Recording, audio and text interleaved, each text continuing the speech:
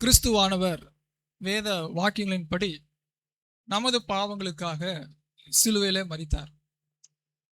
அந்த சிலுவை மரணத்தை நினைவு கூறும்படியாகவும் அவர் சிலுவையிலே தொங்கின பொழுது மொழிந்த 7 வார்த்தைகளை நம்முடைய ஆன்மீக நலனுக்காகவும் தியானிக்கும்படியாக நாம் கூடி வந்திருக்கிறோம். அவர் சிலுவையிலே மொழிந்த முதலாவது வார்த்தை லூக்கா எழுதின சுவிசேஷம் 23ஆம் அதிகாரம் 34வது வசனம், பிதாவே இவர்களுக்கு மன்னியும், தாங்கள் செய்கிறது இன்னதென்று அறியாதிருக்கிறார்கள். இயேசு கிறிஸ்துவின் முதல் வார்த்தையே ஒரு ஜெபமாக அமைந்தது. சிலுவையின் அடியிலே, அதாவது சிலுவையில் அறையப்படுகிற கொல்கதா மலையிலே என்ன காணப்படும்? அழுகை, வேதனை, கூக்குரல்.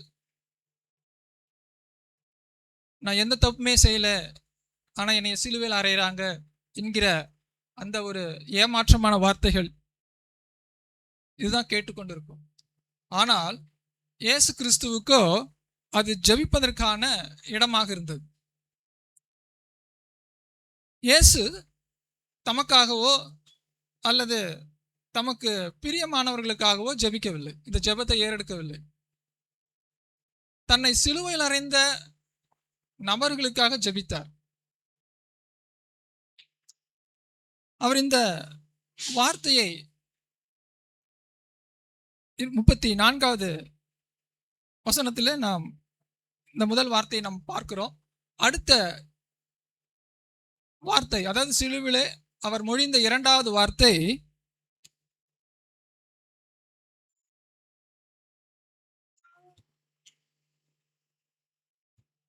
இந்த வலது பக்கத்தில் இருந்த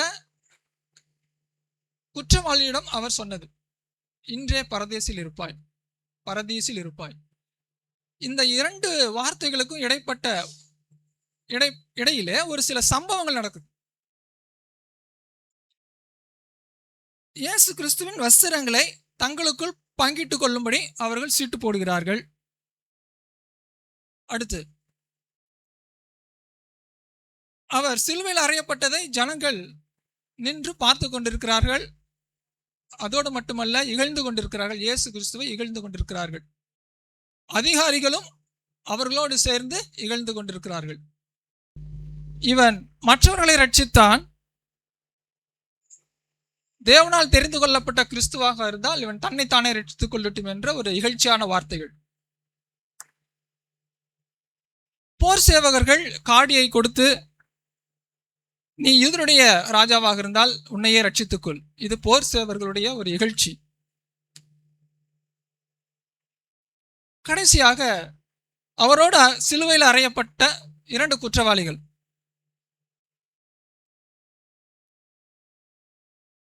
ஆக இந்த சம்பவங்களை இறுதியாக அந்த வலது பக்கத்தில் இருந்த குற்றவாளி சொன்னது, அந்த வார்த்தைக்கு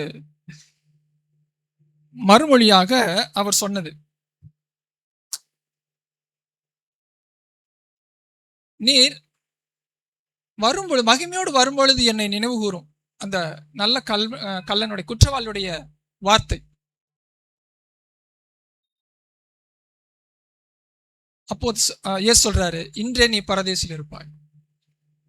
இயேசு கிறிஸ்து சிலுவையில ஜெபித்த ஜெபமானது சாகும் தருவாயில இருந்த ஒரு குற்றவாளி மனம் திரும்புவதற்கு ஏற்றதாக இருந்தது. இப்போ நம்முடைய ஜெபம் எப்படிப்பட்டதாக இருக்கிறது நாம் சிந்திக்க வேண்டும்.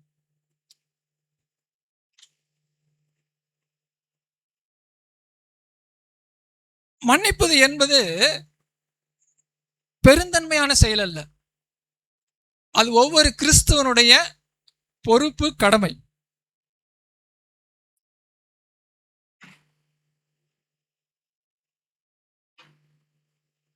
இயேசு கிறிஸ்து சிலுவை மரணத்திற்கு கையளிக்கப்படுவதற்கு அங்கிருந்த நபர்கள் மட்டும் காரணம் கிடையாது.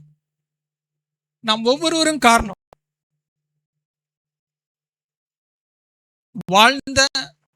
வாழ்ந்து கொண்டிருக்கிற, வாழப்போகிற ஒவ்வொரு மனிதனும் இயேசு கிறிஸ்துவோடைய சிலுவை மரணத்துக்கு காரணம்.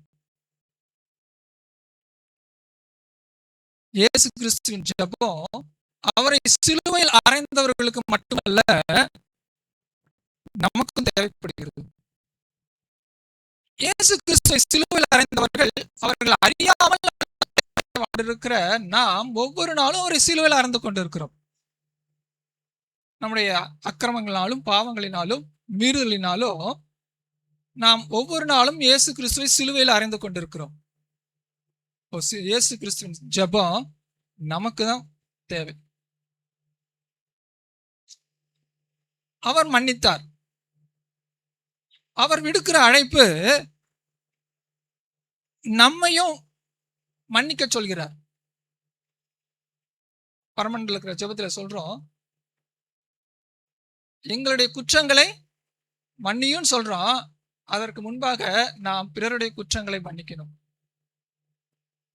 நாங்கள் பிறருடைய குற்றங்களை மன்னிப்பது போல எங்கள் குற்றங்களை மன்னியும். முதலாவது நாம் கடவுளுடைய நம்முடைய பாவத்திற்கு மன்னிப்பு கேட்கிறோம். அதே சமயம் நாம் நமக்கு எதிராக குற்றம் புரிந்தவர்களை நாம் மன்னிக்க நாம் கடமைப்பட்டவர்களாக இருக்கிறோம். இப்போ அப்படி மன்னிக்கும் பொழுது அது ஏதோ கடவுளுக்காகவோ பிறருக்காகவோ செய்கிற ஒரு செயல் அல்ல. அது நம்முடைய நலனுக்காக தான் அது ஏற்றதாக இருக்கிறது. நாம் பிறரை மன்னிக்கும் பொழுது பழி உணர்வு நீங்குகிறது. நம்முடைய மனம் அமைதி அடைகிறது. இயேசு கிறிஸ்துவுடைய கட்டளையை நாம் நிறைவேற்றுகிறோம். நமக்கும் கடவுளுக்கும் இடையே ஆன உறவானது இன்னும் நெருங்கி செல்லுகிறது. இயேசு கிறிஸ்து இந்த வார்த்தையை சொன்னார், பிதாவே இவர்களுக்கு மன்னியும். அக்கிரமக்காரர்களுக்காக வேண்டிக் கொண்டார். இதை ஏசாயா ஏறக்குறைய இயேசு கிறிஸ்துவின் மரணத்துக்கு முன்பாக 700 வருடங்களுக்கு முன்பாக சொல்லிட்டார். ஏசாயா 53:12 இதை வாசிக்கலாம். வேண்டாம், எடுத்து வாசிக்க வேண்டாம். அக்கிரமக்காரர்களுக்காக அவர் ஜெபித்தார் என்று ஏசாயாவில் நம்ம வாசிக்கிறோம். இறுதியாக மன்னிப்பு என்பது கிறிஸ்துவ மார்க்கத்தின் ஒரு சிறப்பான அம்சம். அது எல்லா மதங்களும் மன்னிக்க சொல்லுதுதான். ஆனா கிறிஸ்துவ மதம் மன்னிப்பதோடு மட்டுமல்ல, நம்மை விரோதிக்கிறவர்களை, நம்மை பகைக்கிறவர்களை அவர்களுக்காக ஜெபிக்க சொல்லுகிறது, அவர்களை ஆசீர்வதிக்க சொல்லுகிறது. இறுதியாக நாம் எப்படிப்பட்ட மனநிலையிலே இந்த இயேசுவின் மரணத்தை நாம் நினைவு கூறப் போகிறோம்? அவர் வேத வாக்கியங்களின்படி நம்முடைய பாவங்களுக்காக மரித்தார்,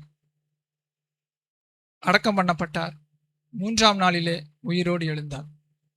ஆக ஏதோ அவருடைய மரணமும் அடக்கமும் எப்பயோ நடந்தது அல்ல. எனக்காக, என்னுடைய ஆத்மா மீட்படைவதற்காக, நான் ஆசீர்வாதத்தை பெற்றுக்கொள்வதற்காக, மற்றவர்களுக்காக அல்ல, நான் ஆசீர்வாதத்தை பெற்றுக்கொள்வதற்காக அவருடைய மரணமும் ஒரு பாடுகளும் மரணமும். இந்த மனநிலையோடு நாம் தொடர்ந்து இயேசு கிறிஸ்துவின் வார்த்தைகளை நினைவு கூறுவோம். தேவன் தாமே நம்ம ஒவ்வொருவரையும் ஆசீர்வதிப்பார்கள்.